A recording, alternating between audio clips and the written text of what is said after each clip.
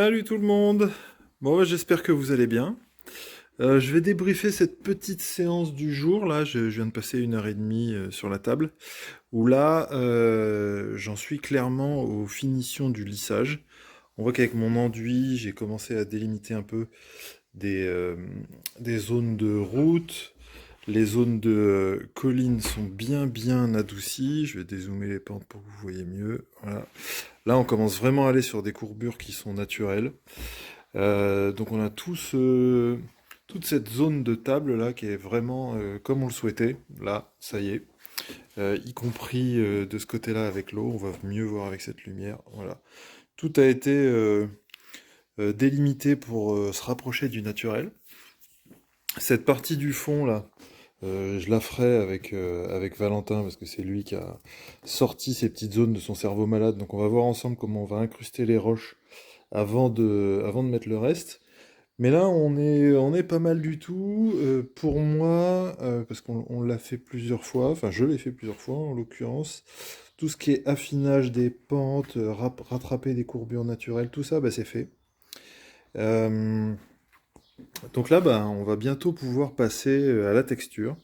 Donc pour ce qui est de la texture, je sais pas encore comment je vais vous filmer ça. Je pense que je vais vous filmer les expérimentations qu'on va faire sur des éléments séparés avant de les mettre sur la table, parce que vu le temps qu'on a passé là-dessus, on veut éviter de faire des bêtises. Concrètement, j'ai toujours eu habitude de coller à la colle à bois mes sables et cailloux sur mon décor, pour ensuite le peindre avec un marron foncé et le brosser avec des marrons de plus en plus clairs, voire jusqu'à un beige. Là, j'ai envie de tenter quelque chose, donc je montrerai les expérimentations.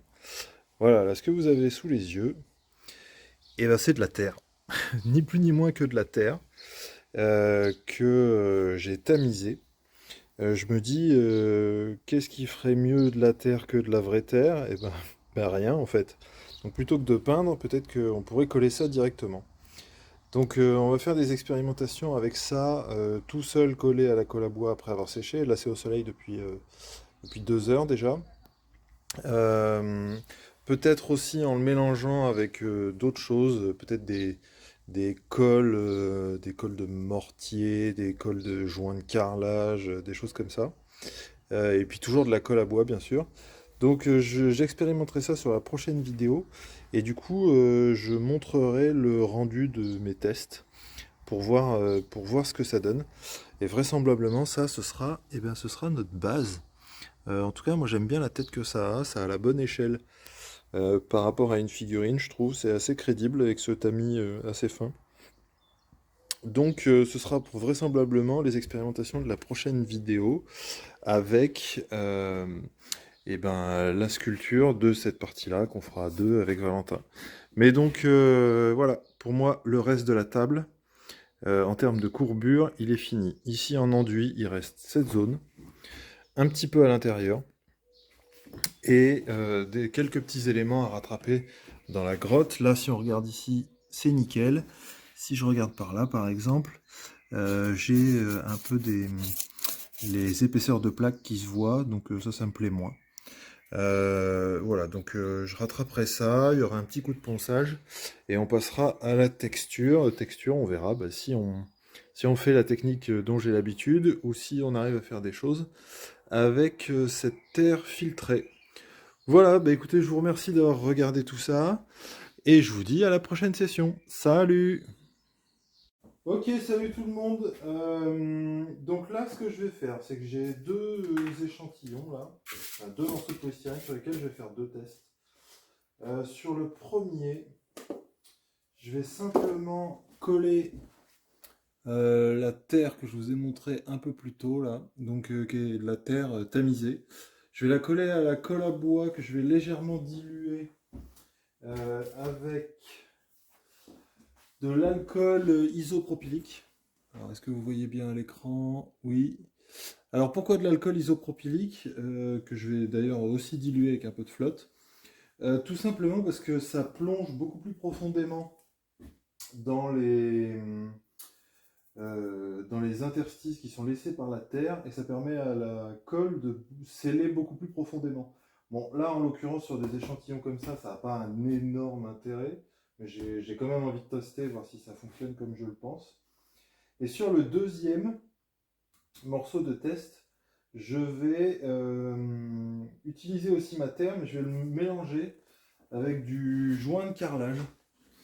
Voilà, donc du joint de carrelage que j'ai acheté, ça coûte 6 € le kilo, hein, donc c'est vraiment pas cher, qui est couleur chocolat. Et je veux voir si ça augmente la dureté de mon mélange sur la table et si la couleur est sympa. Donc je vais faire le test, mélanger ça avec de la terre. J'ai pas encore ouvert hein, le joint, donc on va voir. Et je vais vous filmer ça, comme ça vous verrez comment je fais mon test. Je laisserai sécher ça plus tard.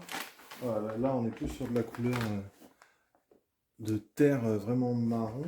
Donc ça devrait changer un peu la teinte, ça peut être pas mal. Donc je vais faire le test. Et pourquoi ce truc là, c'est tout simplement pour mélanger, il est vide, hein. Voilà, c'est un lave-glace tout simplement. Je l'ai vidé pour me servir du vaporisateur, pour mettre mon mélange d'alcool et d'eau. Parce que je vais mettre de la colle à bois directement dessus et je vaporiserai ensuite mon mélange par le dessus pour être sûr que ça imprègne le tout. Voilà, donc je fais le test. Ça séchera toute la nuit jusqu'à demain. Et puis demain, on regardera ça ensemble. Allez, c'est parti, j'attaque.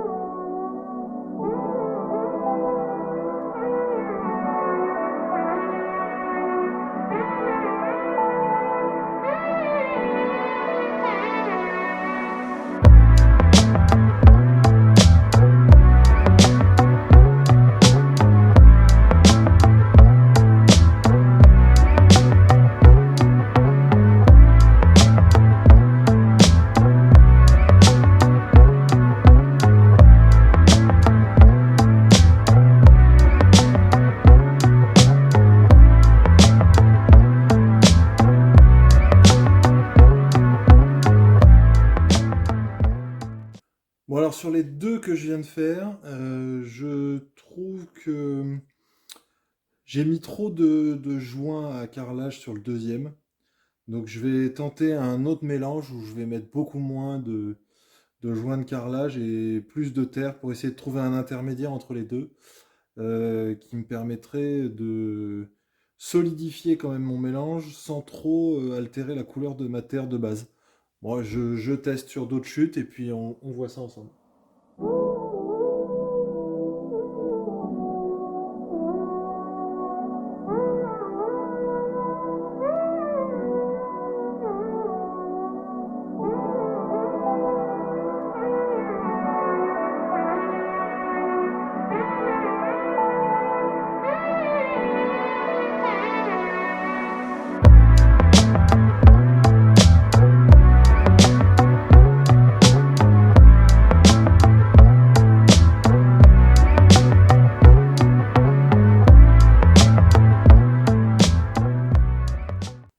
Bon, contrairement à ce que je pensais, ce vaporisateur là, il explose pas les particules aussi bien que ce que je voudrais.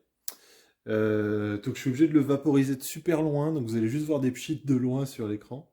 Et en même temps, vous voyez aussi que sur la partie, donc c'est aussi probablement parce que c'est pas de niveau mes affaires, dès qu'il y a un peu de mélange de mélange qui est mis sur la colle à bois là, et ben mon mélange il coule à fond. Euh, donc je vais essayer de le caler un tout petit peu là, comme ça pour voir. Hop. Voilà, je vais en remettre un tout petit peu. Mais on va dire que ça sent pas très bon l'expérimentation. Mais bon, l'intérêt de le faire sur la caméra, c'est que vous voyez aussi ce qui déconne quand ça déconne, histoire de pas faire les mêmes erreurs. Voilà, bon allez, je continue mes affaires. Et puis on va bien voir. Je vais pas retoucher aux deux autres parce que du coup j'ai altéré mon mélange petit à petit. Voilà, allez, on continue. Et vous allez voir les pchits de loin, mais vous ne me verrez pas avec le vaporisateur de près, sinon je vais trop tout éclater.